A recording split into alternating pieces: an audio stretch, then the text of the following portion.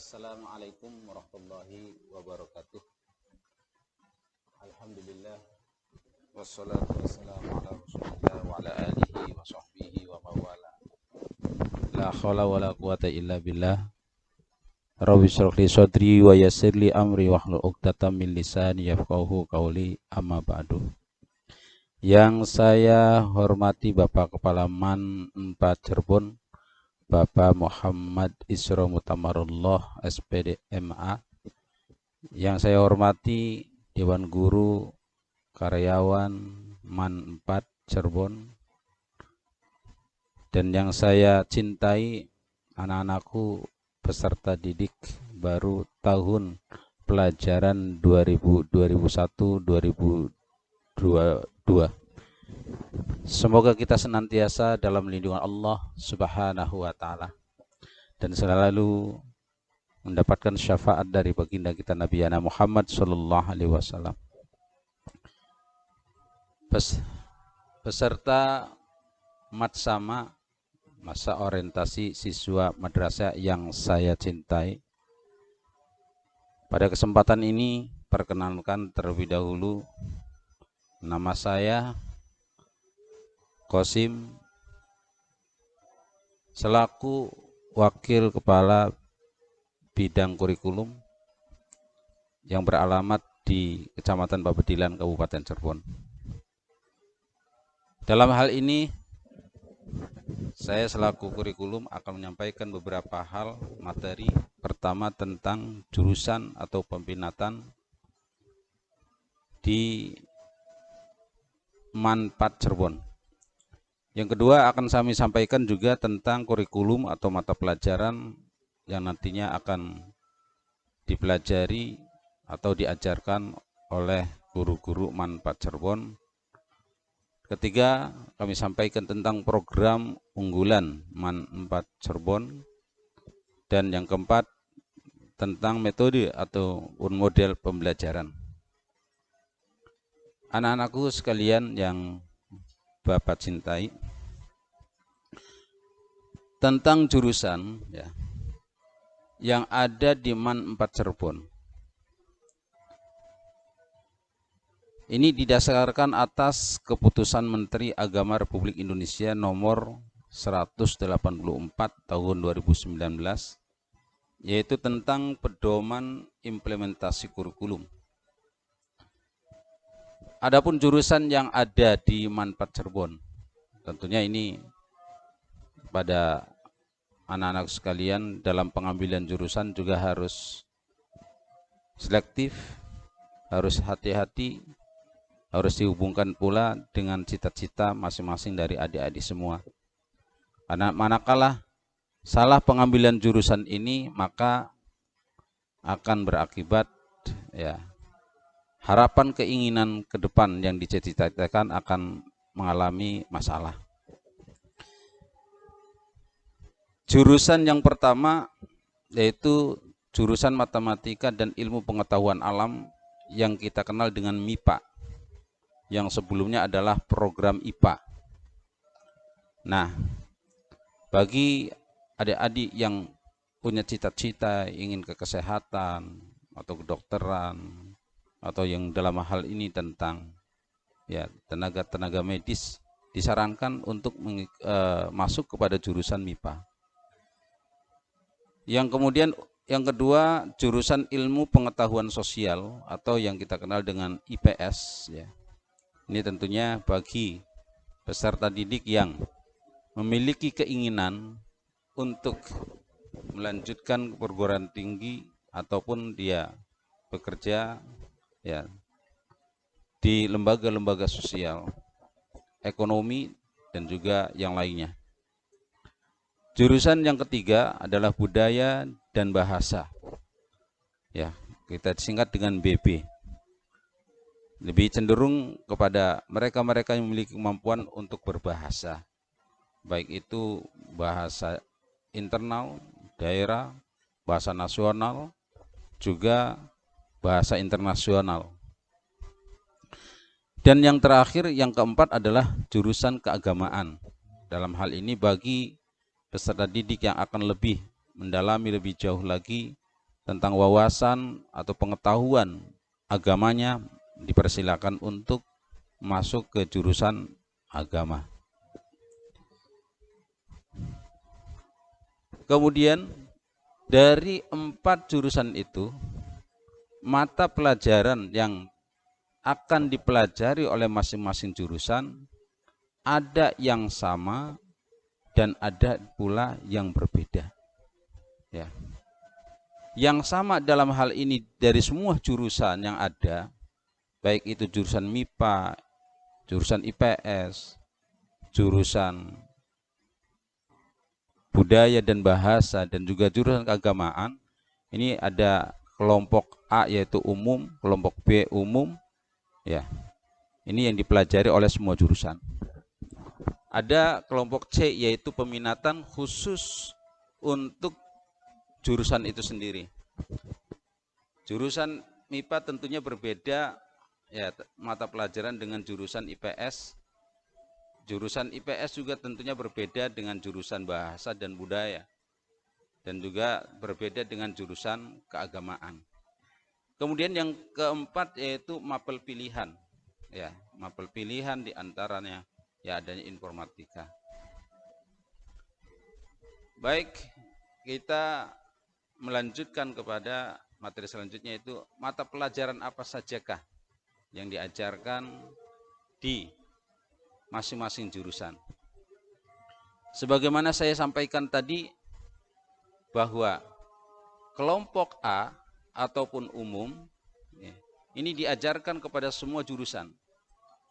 Adapun mata pelajaran pada kelompok A umum ini adalah ada Al-Quran hadis, ada akidah akhlak, ada fikih, ada sejarah kebudayaan Islam.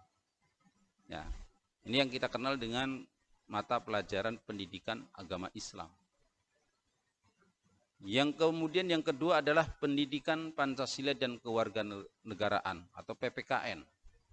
Yang ketiga bahasa Indonesia.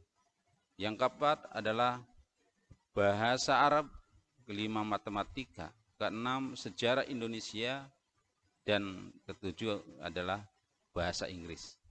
Mata pelajaran yang umum ini akan dipelajari oleh semua peserta didik, baik jurusan MIPA, jurusan IPS, jurusan bahasa dan budaya, juga jurusan keagamaan. Adapun mata pelajaran kelompok B yang umum, ini juga sama akan dipelajari oleh semua jurusan. Apa saja mata pelajarannya? Yang pertama adalah seni budaya. Yang kedua pendidikan jasmani, olahraga dan kesehatan. Yang ketiga prakarya dan kewirausahaan. Yang keempat adalah muatan lokal. Dalam hal ini kami mengambil muatan lokal yaitu kearifan lokal, yaitu bahasa Cirebon, bahasa daerah. Nah, selanjutnya kelompok peminatan. Yang pertama kelompok peminatan MIPA. Jadi sudah saya sampaikan bahwa mata pelajaran yang disampaikan atau diajarkan di masing-masing jurusan khusus untuk peminatan tentunya berbeda. Kalau untuk jurusan MIPA, mata pelajarannya adalah matematika, biologi, fisika, kimia. Jadi saya sarankan kepada adik-adik yang memiliki kemampuan matematika, biologi, fisika, kimia, dipersilakan untuk mengambil jurusan MIPA. Tapi bagi peserta didik yang lemah dalam pelajaran-pelajaran tersebut, sebaiknya jangan mengambil program atau jurusan MIPA, karena akan berakibat ya masalah bagi anak itu sendiri. Kemudian mata pelajaran pilihan untuk di jurusan MIPA ini ada geografi ya, lintas minat. Kemudian informatika. Dari pelajaran-pelajaran yang diajarkan di jurusan MIPA itu jumlah seluruhnya jamnya adalah 55 jam pelajaran. Baik, kita lanjut kepada jurusan IPS untuk mata pelajaran peminatan dan juga mata pelajaran pilihan.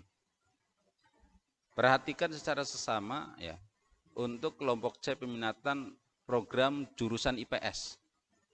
Pertama adalah geografi, kemudian kedua sejarah, ketiga sosiologi, dan keempat adalah ekonomi. Nah, bagi siswa atau peserta didik yang memiliki kemampuan-kemampuan terkait dengan pengetahuan geografinya, sejarahnya, sosiologinya, ataupun ekonominya, ya, ataupun dia memiliki cita-cita untuk ya, menjadi seorang bisnismen, menjadi seorang pengendali ekonomi di Indonesia ini, silakan untuk memilih jurusan IPS. Karena ini sejalur dengan cita-citanya. Tetapi kalau memiliki cita-cita ingin jadi dokter, perawat, kemudian mengambil IPS, ini sudah salah jalur.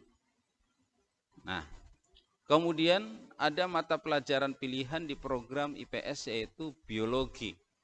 Jadi orang IPS juga tidak ketinggalan pula dengan orang-orang IPA. Ya, ada pelajaran biologi untuk lintas minatnya dan informatika pilihan. Perlu saya sampaikan untuk informatika ini semua jurusan sama dipelajari. Tujuannya apa? Agar peserta didik kelak ketika sudah menjadi alumni dia memiliki kemampuan-kemampuan ya IT yang dihandalkan. Jadi tidak gaptek nantinya. Ya, dia mampu menjawab tantangan ke depan yang semakin rumit lagi. Ya, dan bisa kita rasakan saat ini.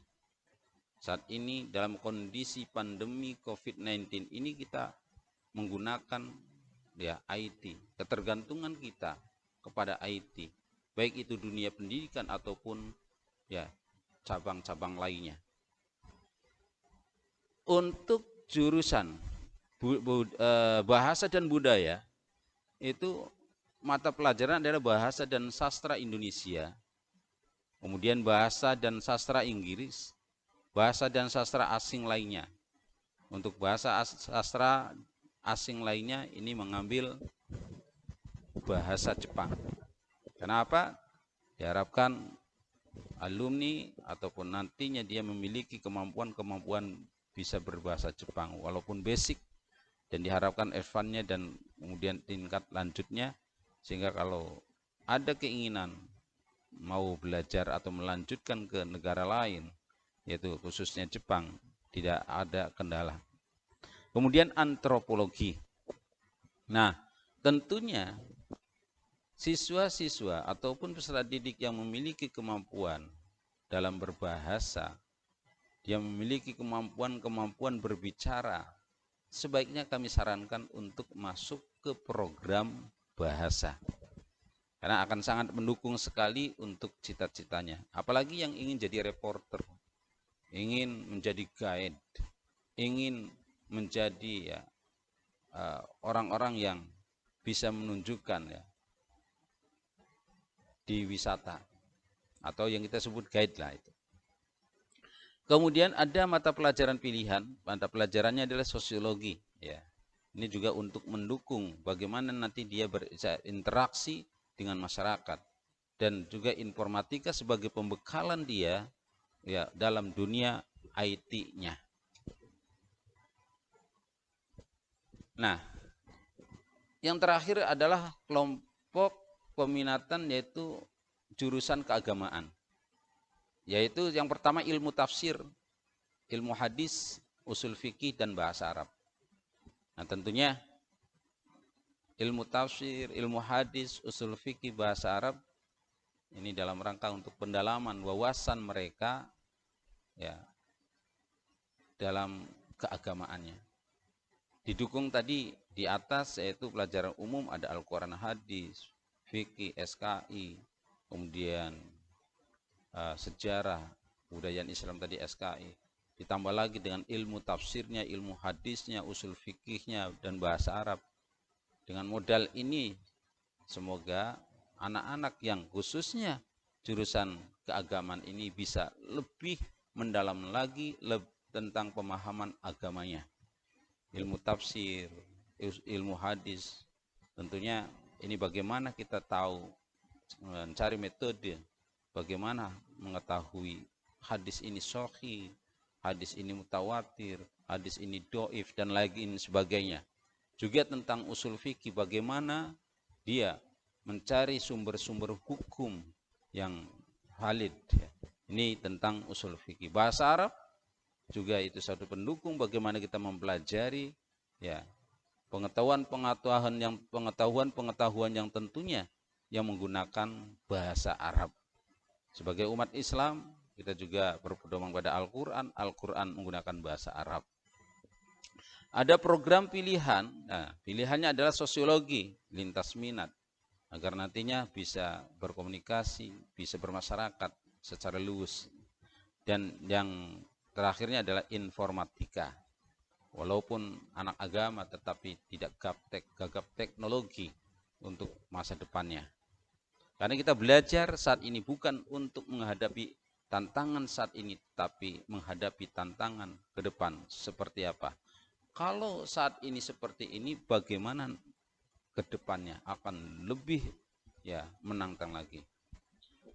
Anak-anakku peserta didik ya baru yang saya cintai. Selanjutnya akan sampaikan tentang program unggulan. Program unggulan yang dimaksud adalah yang bisa diharapkan oleh kita merupakan ciri khas khusus MAN 4 Cirebon dibandingkan dengan madrasah ataupun sekolah-sekolah lainnya. Ya. Tujuannya apa? Untuk mencetak peserta didik yang memiliki daya saing tinggi dan juga mandiri. Kenapa mandiri?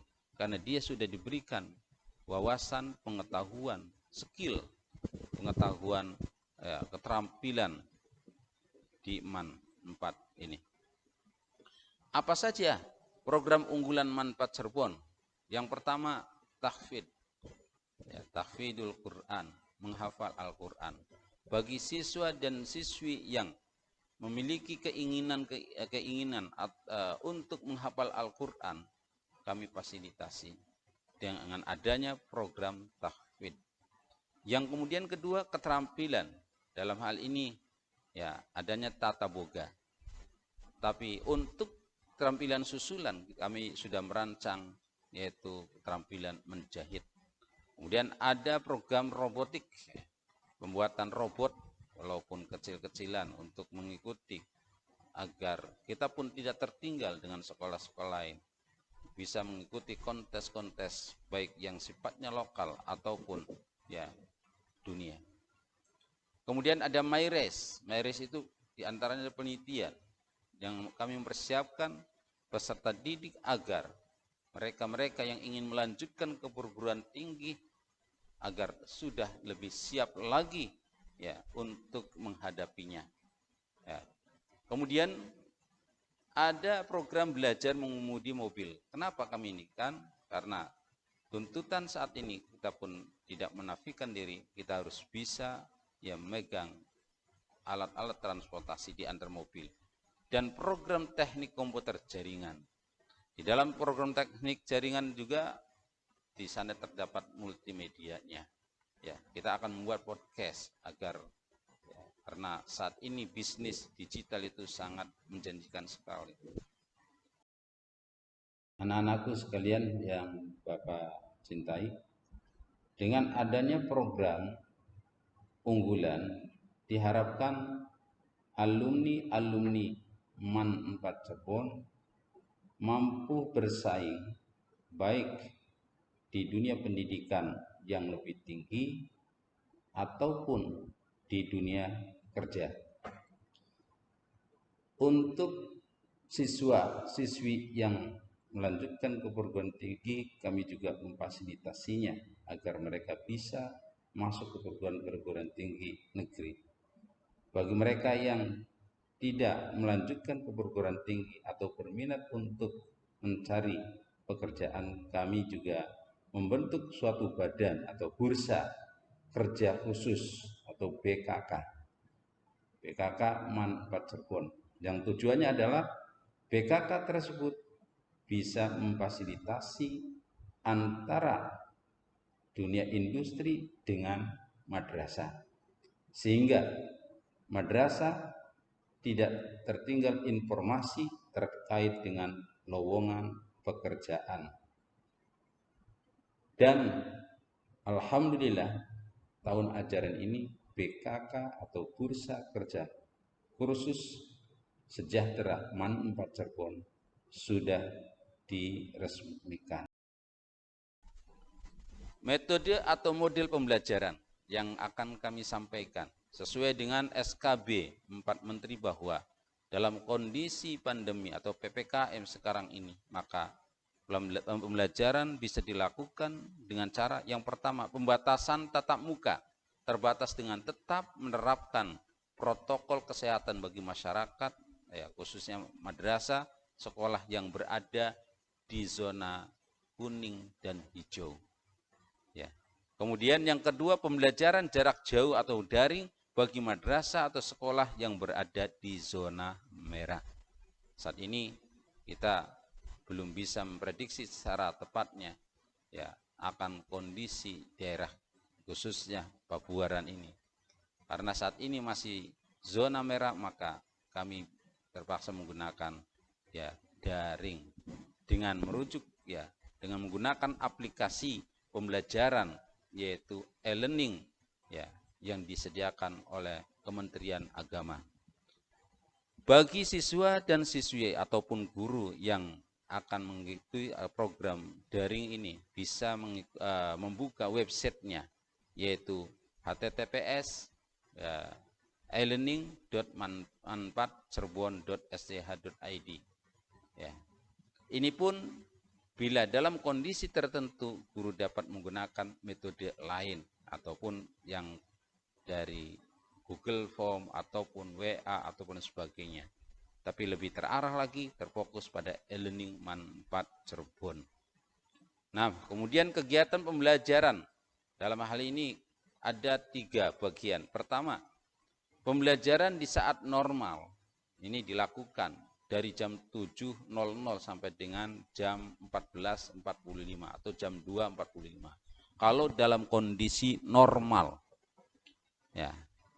Kalau yang kedua, pembelajaran di saat new normal. Ini kita lakukan yaitu pada jam 7 sampai jam 10.45. New normal ini bisa dilakukan juga dengan tatap muka dengan tidak sepenuhnya. Ya. Nanti bisa dibagi 2 kelompok. Nah, yang ketiga pembelajaran di saat pandemi COVID-19 yang saat ini sedang kita rasakan yaitu adanya program PPKM pembatasan. Itu akan kita mulai melalui website e-learning, nanti bisa masuk ke website e-learning ya. Dimulai dari jam 8 sampai dengan jam 11.30. Ya. Maksimal 1 hari adalah 2 mapel atau mata pelajaran yang sudah didesain oleh guru masing-masing materinya dan juga tugas-tugas lainnya melalui e-learning. Di dalam e-learning banyak metode pembelajarannya. Ada metode penugasan, ada metode ya kuis, ada juga Zoom meetingnya, ada juga untuk ya metode-metode lainnya. Dan diharapkan kepada peserta didik yang ada untuk bisa beradaptasi dengan metode-metode tersebut. Bila mana belum memahaminya, silahkan bertanya kepada guru wali kelasnya masing-masing. Insya Allah beliau-beliau akan memberikan petunjuk sesuai dengan yang diharapkannya. Peserta didik yang saya banggakan dan saya cintai. Inilah ya hal-hal yang perlu saya sampaikan dalam waktu durasi yang sangat pendek sekali ya. Kami sampaikan semoga semua bisa memahami dan bisa memakluminya ya untuk dilaksanakannya. Itulah hal-hal yang mungkin nanti dalam proses pembelajaran tentunya akan dihadapi kita semua. Kurang lebihnya saya selaku waka kurikulum memohon maaf yang sebesar-besarnya bila mana ada kesalahan tutur kata. Wallahul muwafiq ila aqwamit thoriq. Billahi taufiq wal hidayah wa minkum. Wassalamualaikum warahmatullahi wabarakatuh.